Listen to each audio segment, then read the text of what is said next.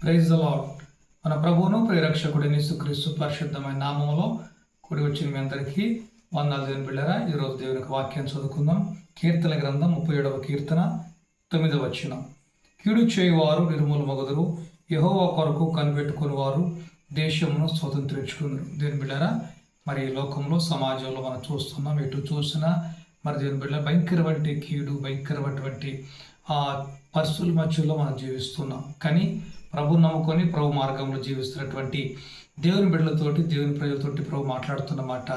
దేవుని బిడ్డలారా, కీడు చేయవారు నిర్మూలమవుతారట. కానీ వాక్యం చెప్తున్నమాట, యెహోవా కోసం కనిపెట్టుకుని వారు దేశమును స్వతంత్రించుకుంటారంట. ఇప్పుడు మనము దేవుని కోసం కనిపెట్టుకుని ఉన్నాం. దేశం స్వతంత్రించుకుంటామంటే ఈ దేశంలో మనం ఏదో రాజకీయ వ్యక్తులుగా వెళ్ళి దాన్ని పరిపాలిస్తామని అర్థం కాదు. కానీ దేవుని బిడ్డలారా, ఈ దేశంలో దేవుడు నీకేది దాచిపెట్టాడో, ఈ భూమి మీద దేవుడు నీకు ఏది ఉంచాడో దేవుని బిడ్డలారా, ఆ ఆశీర్వాదాలన్నీ నువ్వు స్వతంత్రించుకుంటావని వాక్యం చెప్తూ ఉన్నది.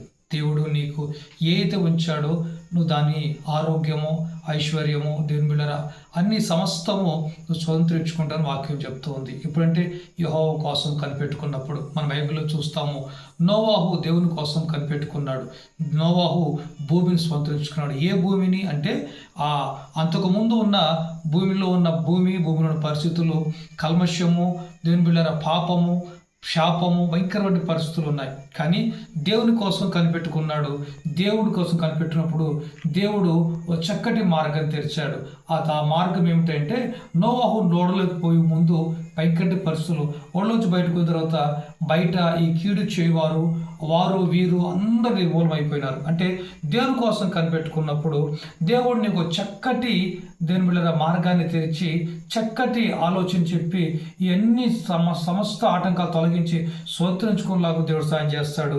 అయితే నువ్వు దేవుని కోసము కనిపెట్టుకుని ఉండవు. అనగా దేవుని కోసం కనిపెట్టుకున్నాడు నోవా. మనం అనవచ్చు, మేము కనిపెట్టుకుని ఉన్నాం అయ్యా అనేసి.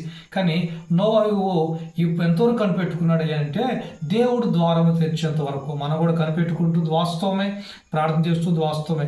నోవా కనిపెట్టుకున్నాడు, స్వంతరించుకున్నాడు. ఎప్పుడు తెలుసా? నోవాహు తాళము దేవుడు ఆ డోర్ వేసాడు, మరలా డోర్ దేవుడు తెరిచేంత వరకు దేని బిళ్ళ అతను వెయిట్ చేశాడు.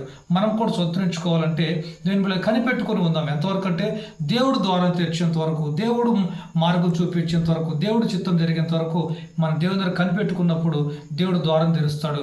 ఆ ద్వారం ఎలా ఉంటుందంటే ప్రశాంతంగా ఉంటుంది, ఆ ద్వారం నెమ్మదిగా ఉంటుంది. కనుక దేవుని బిళ్ళరా, దేవుని కోసం కనిపెట్టుకున్న మనము దేవుడు స్వతంత్రించుకోలాగా కార్యాలు చేస్తాడు. భూమి స్వతంత్రించుకోలాగా దేవుడు ఆచరిస్తాడు.